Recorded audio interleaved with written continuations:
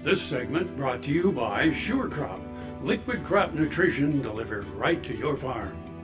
We're back. Now we learn more about the growth of the dairy industry in Kansas with Kyle Bauer and Billy Brown with the Kansas Department of Agriculture. Hi, this is Kyle Bauer. I have the opportunity to visit with Billy Brown. He is with the Kansas Department of Agriculture and Agribusiness Development. We're going to be talking dairy for the most part today.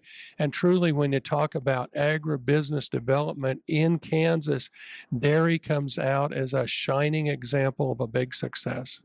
Absolutely, Kyle. It's really a phenomenal story that we have to tell in Western Kansas, especially where we've seen a lot of dairy growth, and the fact that dairies add so much economic generation per unit of water that we produce. They're in some cases one of the top tax providers in the county, and they also put a lot of children in our schools while creating more economic value per unit of water. It's a great story that we have to tell, and it's a growing industry, and we're hoping that continues to grow.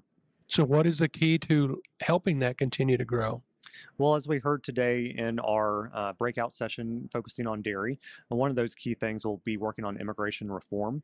Immigration is obviously something that really impacts our industry quite heavily, and if we can know that we'll have a good supply of laborers that are typically of more immigrant nature and not at risk of losing those with some political upheaval, that will help us out certainly a lot. But we also have to overcome some quality of life issues in our more rural areas when we're recruiting talent and make sure we have some good housing for those employees, and also able to go ahead and be able to have some other quality of life things like pools and good schools and places to shop for those families and workers that will be here with us.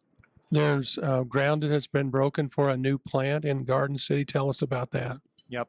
That is actually a Dairy Farmers of America plant. Dairy Farmers of America is one of the largest cooperatives in the United States, and they will be building a whole milk powder facility in Garden City, which will accept, I think, about 2 million pounds of milk per day produced there in Western Kansas, which is a great opportunity for us. They're going to extract the water from that, make the whole milk powder, and it's going to be destined for export. So we're going to be feeding people across the globe with this whole milk powder. So where's that milk going now? Currently, it goes to a variety of locations, mostly out of state. At the current moment, we only process about 25% of our milk within the state's borders. When this plant is done, by our estimations, that will increase to 75%. So that's huge. As it currently stands, a lot of our milk will be shipped to other states to the south of us, numerous hours in some cases to the southeast United States, Georgia, Florida, Alabama, and so that's a long distance to be shipping that milk. And it is high quality milk that we're able to sell down there, but we just like to process it here and capture that added value. It is kind of a bit of a jigsaw puzzle, though.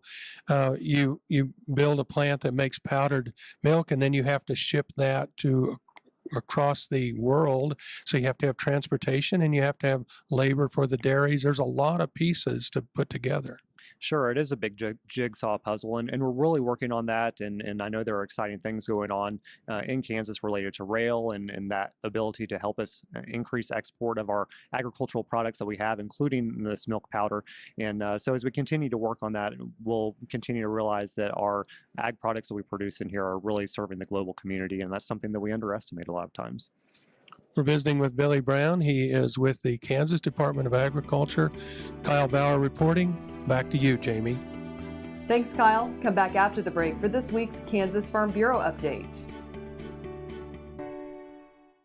I had this horse. It was a good horse, except when the wind was blowing above 30 miles an hour. The wind was blowing about 35, 40, and I saddled him up, rode him out to the end of the lane, and I thought, well, he's doing pretty good. And about 6 jumps later, I was laying on the ground and thinking, boy, my shoulder sure hurt. I kept waiting, and it didn't get better, and so I went to orthopedic surgeon, and that showed that I had torn rotator cuff.